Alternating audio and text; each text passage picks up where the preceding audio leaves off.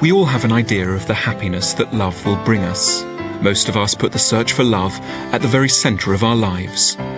And yet it's a subject on which philosophy is strangely silent.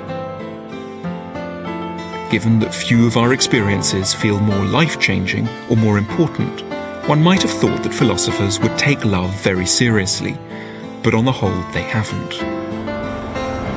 They see it as a subject that's probably better left to poets, hysterics, and chat show hosts on daytime TV. But there was one philosopher who did take love very seriously. He saw it as one of our central concerns. His name was Arthur Schopenhauer.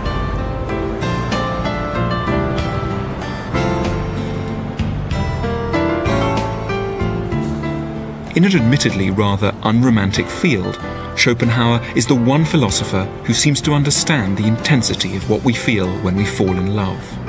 He thought we were absolutely right to build our lives around love. Nothing else in life was quite as important. But the mistake he thought we made was to imagine that happiness had anything to do with it. Dear Michelle, I cannot do this anymore. You know what you want, and I know that I do not want to marry you. It's unfair on you and me to continue anymore. I'm so unhappy in the relationship, which I didn't know that. I thought he was happy. And it seems that however hard I try to look into the future positively, the situation does not feel right. By the time you read this, I'll have left for a month or two travelling. It's so hard, but I'm not the right one for you, nor you for me. That's terrible. So and then a P.S. Please don't try and call. It's too upsetting. And I haven't seen or spoken to him since. So what was your first reaction when you read I this? just burst into tears. What do you expect? I chucked myself in the loo and cried. You got a letter? Michelle Hutchison's boyfriend of 4 years left this letter, along with all her things from his flat, in a plastic bag at reception where she works. And did you try and call him? You didn't have any way of getting in touch with him? No, I did. I knew his numbers, but I didn't want to speak to him after that. I thought, this is it. I can't get myself out of this situation. I can't make him want me if that's so obviously clear that he doesn't want me. Tell me a bit more about him. I mean, what's he like? What does he do? How did you meet? That sort of thing. We met through a friend of mine that I lived with at university, and she introduced us at a party, and I practically moved in on the first date. How come? Because it was the summer holiday, so I just finished my degree. Mm-hmm. And he said, come down for the weekend, and I actually never left. We went back and got the rest of my stuff, and I ended up living there. And was it kind of legendary love at first sight? Did you lay eyes on him and you just thought... It was for me. At this party, we were walking across the field, and I just felt so comfortable with him. Do you think that he loved you? I think he did. So in that case, why this letter, if he loved you? I mean, I'm not saying he didn't. He loved me, but love isn't enough, is it? At first glance, it's hard to believe that Schopenhauer could really understand the pain that Michelle is going through, or have anything helpful to say to anyone in her situation. He never married, lived alone, and was often bitterly misogynistic.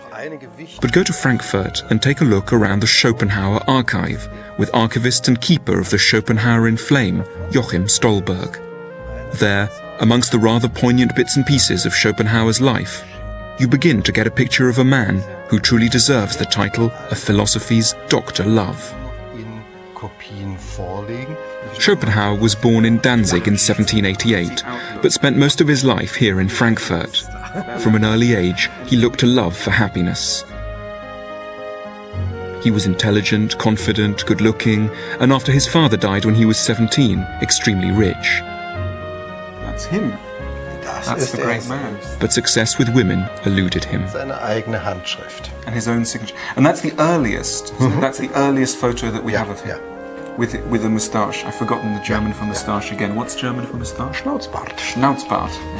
So he's got a Schnauzbart on. And he's how old? Schnurrbart. Schnurrbart. Ja. And how old is he there? 21. What, 21? And he's writing his thesis. Vincesimo primo. He's writing his thesis. He's interested in women. He's trying to meet them, but has problems meeting them. Okay. Back. Was he attractive to women? War attraktiv für Frauen? Vielleicht, ja. Kleiner? Ja, kleiner als wir. Kleiner, ja? Ja, kleiner Viel, als wir. kleiner. Viel kleiner. Man sieht es an dem Spazierstock. Okay. Wir können ihn herausnehmen. So he was quite a small philosopher, which meant that anyone with theories of small men has plenty to feed on with Schopenhauer. Die Handschrift von Caroline Medon. So these are the letters from Caroline Medon, who was his In 1821, at the age of 33, he did meet a woman who liked him, a 19-year-old singer called Caroline Medon. But he was never comfortable enough in the relationship to settle down. Mein lieber Arthur. So she was very warm. Sehr warmherzige She wasn't desperate. She had choice, but she fell in love with him. And they had a child together. Ja. She was very keen on marriage, but he didn't want to. He told her that two people to get married means to do everything possible to become an object of disgust to one another. Mein innigst geliebter, guter Arthur. Ever warmer letters. After 10 stormy years, the relationship broke up. Schopenhauer continued to search for love, but with ever less success. In 1831, he developed a passion for Flora Weiss, a beautiful, spirited girl who had just turned 17. During a boating party, in an attempt to charm her, Schopenhauer started talking to her about his philosophy. He smiled and offered her a bunch of grapes. Flora later confided in her diary, "I didn't want them. I felt revolted because old Schopenhauer had touched them, so I let them slide quite gently into the water behind me."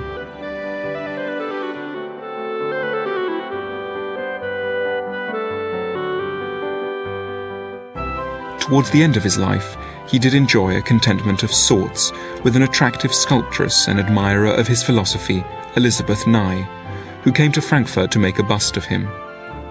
But it was hardly the culmination of the happy romantic life that the young Arthur Schopenhauer had dreamt of. There she is. Oh, she's quite pretty.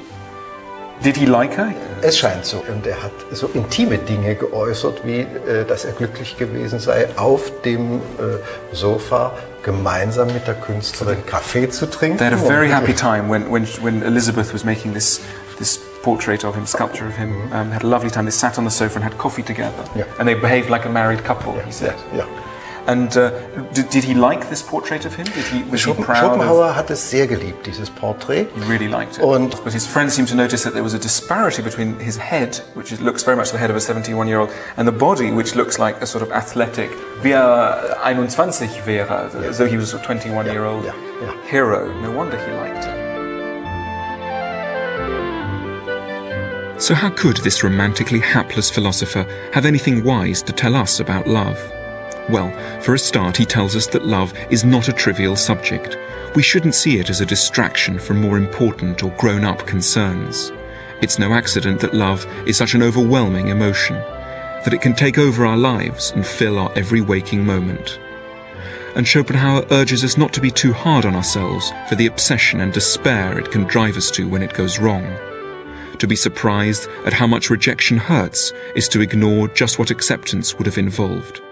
Nothing in life is more important than love, thought Schopenhauer, because nothing less than the survival of our species is at stake.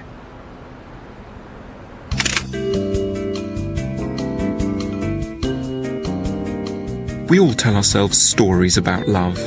We imagine when we fall for someone that we're finding a partner who's going to make us happy. But Schopenhauer saw it very differently. He thought that we put ourselves through the self-conscious phone calls and the expensive candlelit dinners for one reason only: an overwhelming biological drive to propagate the species. He called it the will to life. Love is a cunning ruse designed by biology to push us towards having children. However romantic we like to think we are all essentially slaves of the will to life. Do you think you've come here to propagate the species? Do you think you've come here to propagate the species? I don't think so, no. Every Friday and Saturday night, people flock to nightclubs like this. It wouldn't have been Schopenhauer's kind of place. He hated loud noise, but he would have known exactly why so many of us might want to spend our evenings here. Although it might be deeply uncomfortable for us to accept, although it violates our rational self-image, and although it's deeply un-PC to say so, we are all driven here by a blind biological urge to reproduce. Tell me why you've come here tonight, honestly. For a cheesy night out and to grab some filthy birds. Right. Do you think you've come here to propagate the species? I don't really feel like propagating the species at this moment in time of my life. Right. So it's completely unconnected to that, you think? You haven't come here to do that? Myself personally, no, I haven't. No. Good. I think what was key for Schopenhauer is that the will to life can operate, but in a rather unconscious way, so that people are consciously driven to come to a club like this, to have a drink and to have a laugh with friends, or unconsciously driven by a need to reproduce the next generation. When confronted with the question, are you doing this, they'll of course reject it. But Schopenhauer didn't think that that meant that it wasn't actually driving them. It was, but in order for the will to life to be effective, it has to remain unconscious, because no one would consciously take on the burden of reproducing the next generation. What's going on in there that makes you want to hang out here? Because we look like we're just going quite for a shag. They're looking for a shag?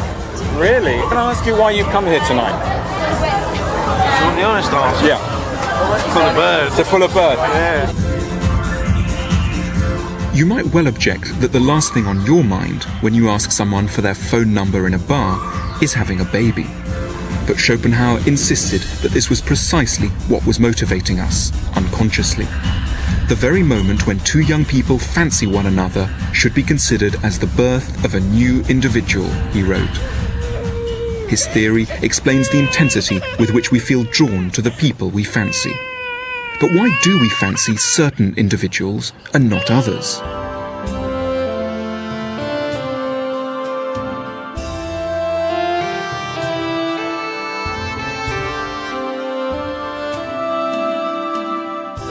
One of the profoundest mysteries of love is why him or why her? Why do we fall in love with the people we do? Huge numbers of people leave us cold, even though they may, on paper, be perfect for us. And just as strangely, we find ourselves falling in love with other people who might be quite tricky to live with. Schopenhauer had an answer. Whenever we fall in love with someone, we do so because we unconsciously sense that they'll help us to make healthy, well-balanced children. Love is nothing more than our will to life discovering someone who it thinks will make an ideal co-parent. This led Schopenhauer to some interesting thoughts about the rules of attraction. We're driven to fall in love with people who will cancel out any imperfections we may have, and so ensure that our children are proportioned in limb and stable of mind. Very tall people will tend to be drawn to short people, so that their children won't turn out to be giants, and people with big chins will be attracted to people with small chins, so that their children's chins will be ideal. He even believed that this search for balance extended to skin colour, and that the natural human colour was brown. Some of Schopenhauer's ideas might seem a bit fanciful now. One wouldn't necessarily put him in charge of a dating agency. And there are all sorts of emotional and sexual relationships which he leaves out. But a generation before Darwin and some 60 years before Freud, he was the first to point out that there are largely unconscious biological reasons why we fall in love.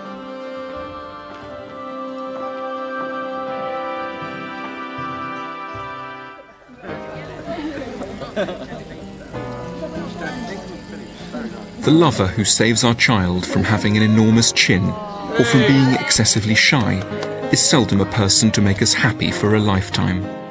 The pursuit of happiness and the production of children are two radically different projects, which love maliciously confuses us into thinking of as one, for as long as it takes to spawn and bring up the kids. Only much later, as our healthy, well-balanced offspring are kicking a ball around the garden, will we realise that we've been fooled? Will divorce or pass family dinners in hostile silence? Schopenhauer offered us a stark choice.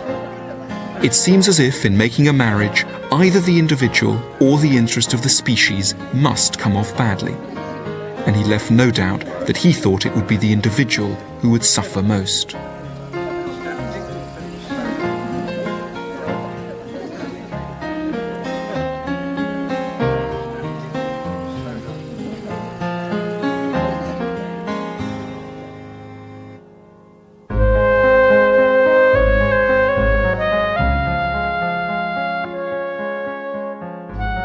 unhappy in love, his work almost universally ignored, Schopenhauer withdrew into a modest bachelor apartment in a street in Frankfurt called Schöne Aussicht, an ironic name given the bleakness of his views, as it means beautiful outlook in German.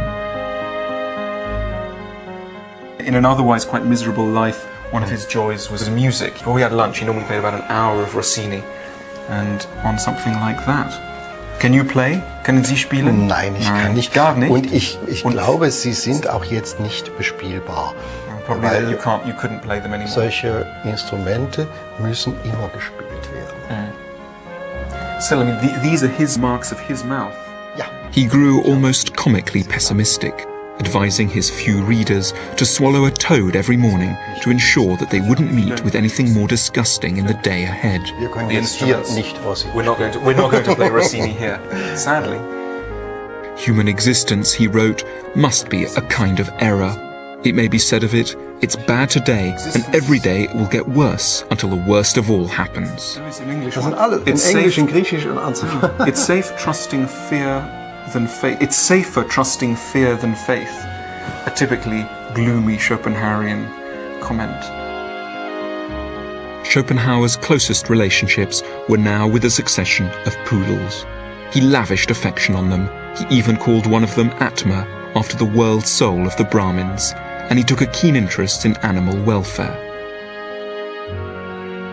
Towards the very end of his life, his ideas did finally begin to find an audience, and his last book, a somber collection of philosophical essays and aphorisms, became an unlikely bestseller. Philosophically minded Frankfurters began to buy poodles in homage to him. So the brain is the centre of attention. Rather unusually, the light falls on his head. It's the most important part of the philosopher, not necessarily his eyes or his mouth, but his. Und den Spiegel der Seele, die Augen. He looks very intelligent. In the height of his fame, he said that the Nile had at last reached Cairo. That's how he described his fame. But he had little time to enjoy the attention and develop more cheerful thoughts. In 1860, after a walk by the banks of the River Main with his beloved poodle, Schopenhauer returned home, complained of breathlessness, and died. If a god made this world, he said, then I would not like to be the god. Its misery and distress would break my heart.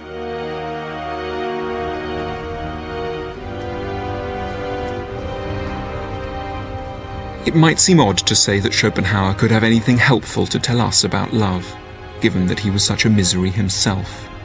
But I think he has some very consoling things to say. Firstly, he tells us that we simply have no choice but to fall in love. Biology is stronger than reason, and so we're not unhappy by accident.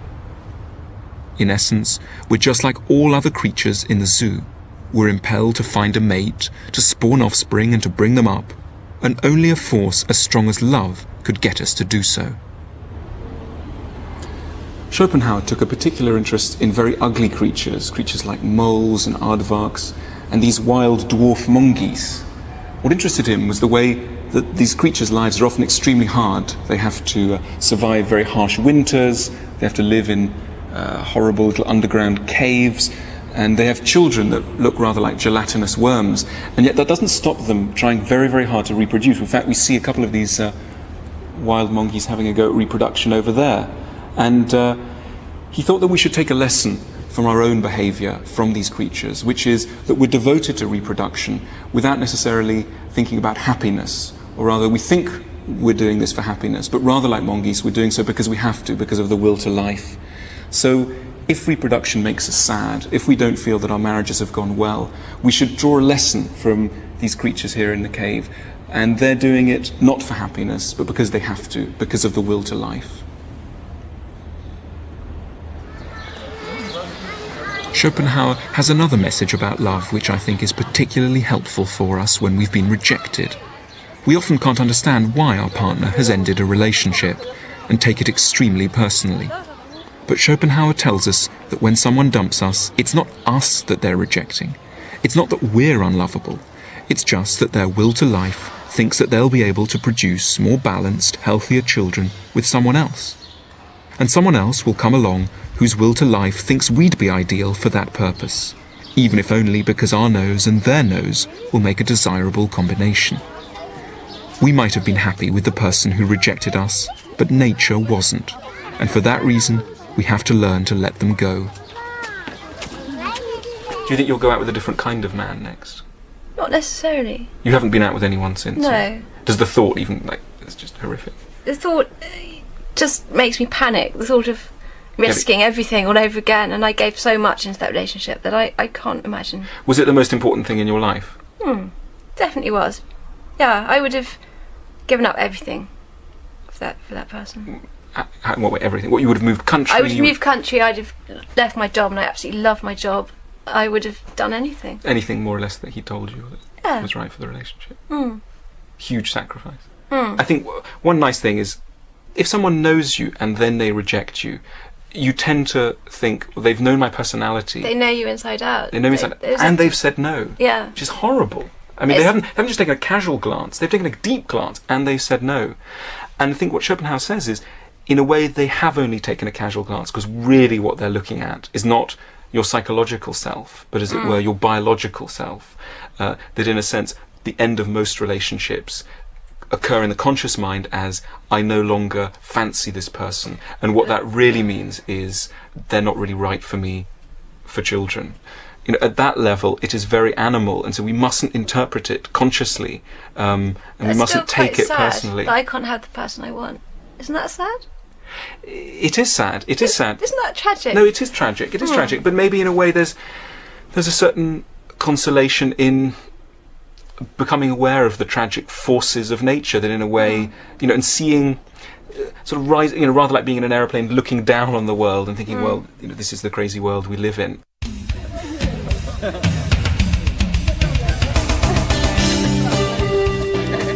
The traditional view is that this couple will live happily ever after. The cynical, modern view is that they're doomed to recrimination and a quick divorce. Schopenhauer asks us to consider a different view, that happiness is simply not the point, any more than it is for porcupines or monkeys. He didn't mean to depress us, rather to free us from the kinds of expectations which can inspire bitterness. It's consoling when love has made us sad, to hear that happiness was never really part of the plan. The darkest thinkers can sometimes, paradoxically, be the most cheering. I've one last question, which my will to life is asking me to ask you, which is, are you free for dinner tonight? Would you be free for dinner tonight? Maybe. Okay. Thank you.